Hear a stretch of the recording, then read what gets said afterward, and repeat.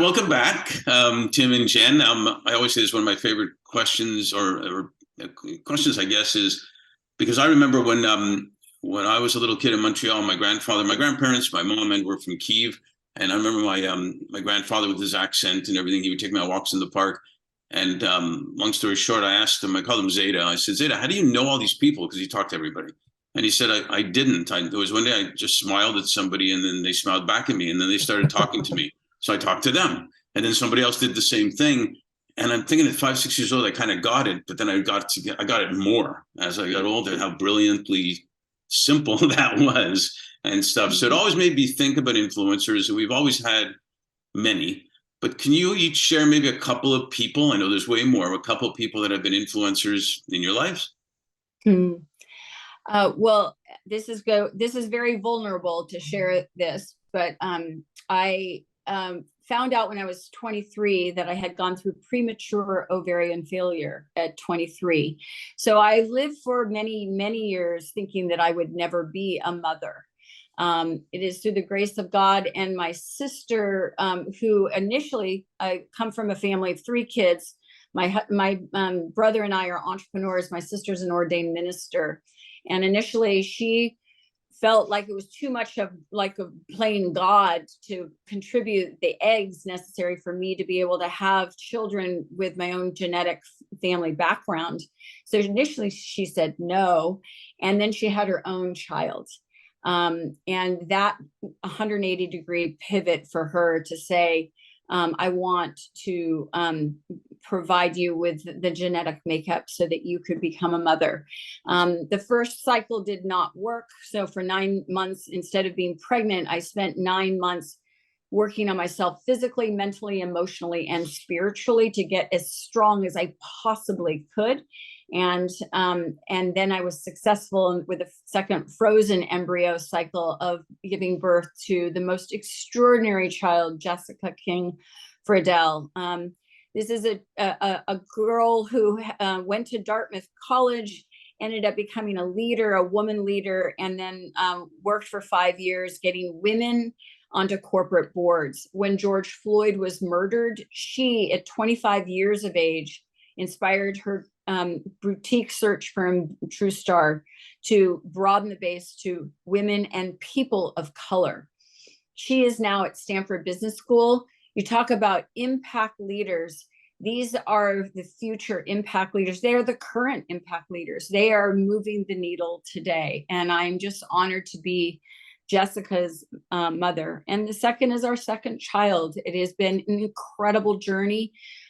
We had the privilege through therapy to actually meet Nick's spirit before they were actually in my womb. And it was a confirmation that the time was right to do our next round of embryo implantation into me. And that resulted in Nick. Nick is transgender. And it was a journey for us as a family. And it's thanks to the grace of God and our pastor of our church who helped us recognize that in this world, while we grew up in the world of she and he, that there actually are 30 variations on the spectrum that has been scientifically proven. And our pastor was responsible for telling us that our job as mother and father is to do nothing but love and support our child. And that got us on the train to do exactly that. And so it is partly that we are so profoundly dedicated to serving LGBTQ plus leaders of this world. Nick is now at NYU studying how human beings form empathetic connections via different art forms. Wow. Get me on that train. So I am very, very, very privileged to be a mother to these 2. And now Nick is married to the most extraordinary woman on the planet, Haley Jackson. And now we have 3 children who you just don't get any better than Haley as a daughter-in-law and a member of our family. So if at the end of the day, you were to ask me what was my greatest achievement in life, it would be that I had the privilege of becoming a mother to these 3. Yeah, and I would concur with that. I feel like it's really fun to think that you can learn things from your children, and I've certainly Absolutely.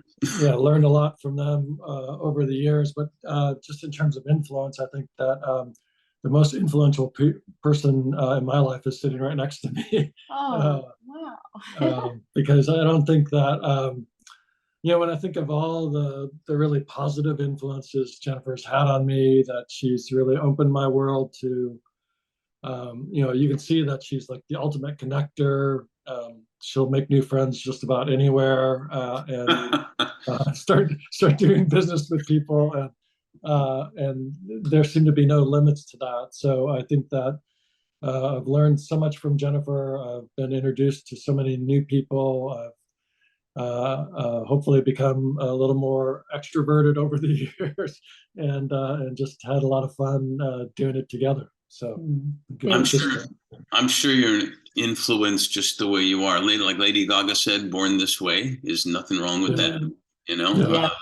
and stuff. So, no, thank you for being vulnerable, and thank you for sharing. I think one thing we all have learned and should learn is that we're always influencing other people, whether we think so or not. And it's a choice to do it positively or do it negatively, and which one do we want to do?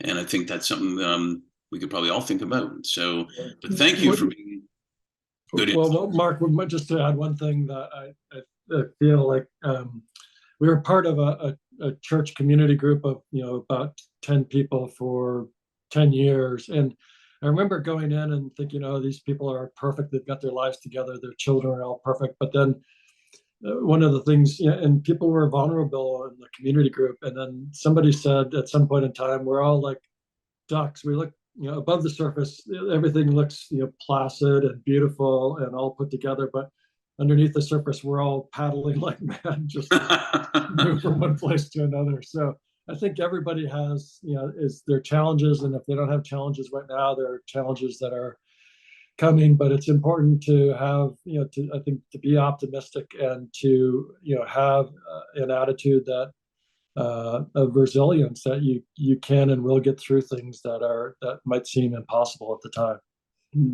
There's people that do care, even if it's somebody in a park just smiling at you for a second. Just like your grandfather. Exactly. Thanks so much for sharing that. I really appreciate it. Yeah. All right. Thanks, Mark. Thank you.